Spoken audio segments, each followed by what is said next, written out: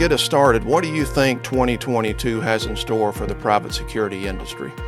Yeah, thanks, Eddie. You know what? It's funny because obviously, security service professionals background, both of us, and we're looking at 2022 from a security industry perspective, but not just a private security industry perspective. And I think that my first point, which is staffing challenges, I'm kind of stating the obvious, right? We read about it all the time.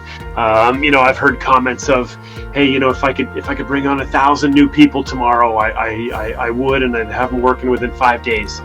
Things of that nature. And the truth of the matter is, there's all these discussions about, are we going to be getting back to normal, or what's the new normal? And I think that if we think about staffing challenges down the road, 2022 and even beyond, people aren't rushing back to certain frontline jobs. Security is one of those in a lot of cases. And a lot of that ties to engagement, right? And how do we keep the people in the roles that are doing the work that we want to have doing the work? How do we make sure that the roles that we have, sort of add value really to the overall security program? During the Industrial Revolution, you needed to buy computers, servers, all kinds of stuff. A unique factor of the Fourth Industrial Revolution is you don't, particularly in our security industry, where it's all machine as a service type of payment. Yep. Pay as you go, pay every month, no capital expenditure. Yep. That's one of the reasons why when this, bubble bursts, dam breaks, whatever analogy you want to go, it's going to go fast. It's just going to bring strange changes, weird changes, uncomfortable changes. It's just how it is. And the interesting thing that I want to address is I talk about 3 years.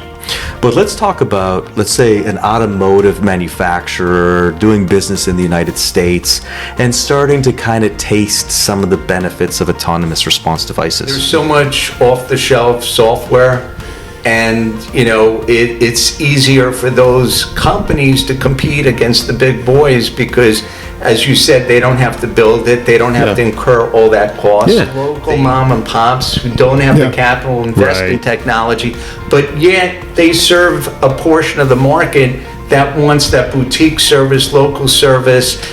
They don't want to deal with a big company, they want to deal with the owner. So there's a market for those small mom and pop companies. Over the last 5 years, we've seen a steady hardening on the liability, excess auto management liability lines. And when I say hardening, it's harder to get coverage because carriers are pulling back.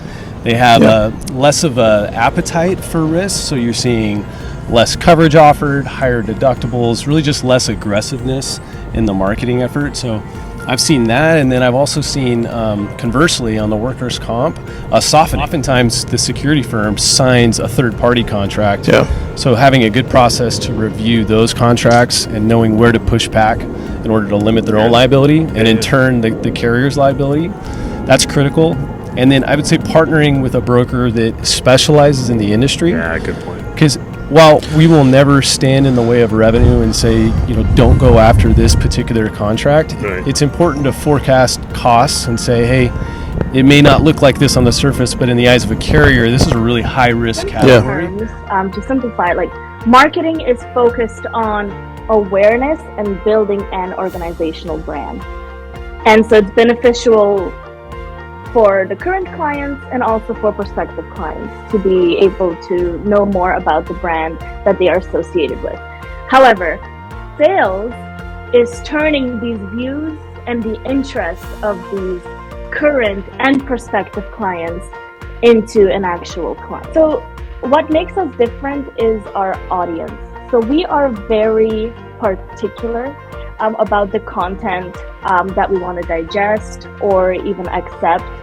And hence, if you're outside of the security industry and you're a marketer or an agency, it will be difficult to understand our world, how we function, our lingo, our people, our messaging, and how hard we work behind the scenes and how to actually portray that in a message that will be understood internally but also externally. So if you are not exposed to our world, it's literally going into the bushes and trying to understand how we function and what we Before like. we go any further, please tell me you have a picture somewhere of you on a ladder near the Statue of Liberty. I actually will provide you. I have a picture of myself Ah. in the porch at the Statue of Liberty. We were putting some wireless equipment up, and I'm one of the very few people in modern times that have actually been up with the torch.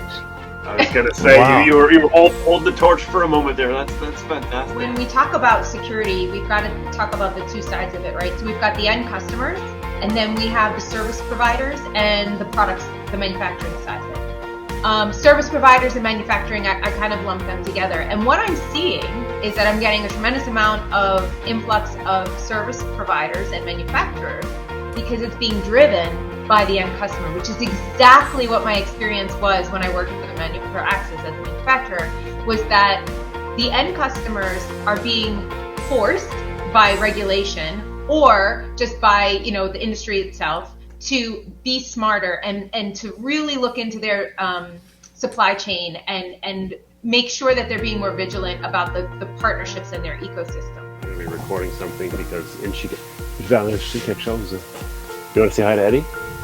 And if you can bring bye. Hello from the south. Oh, I didn't screw it up that time. Yeah. Our first take was better. That was It was, yeah. That's make you feel better. yeah. That's.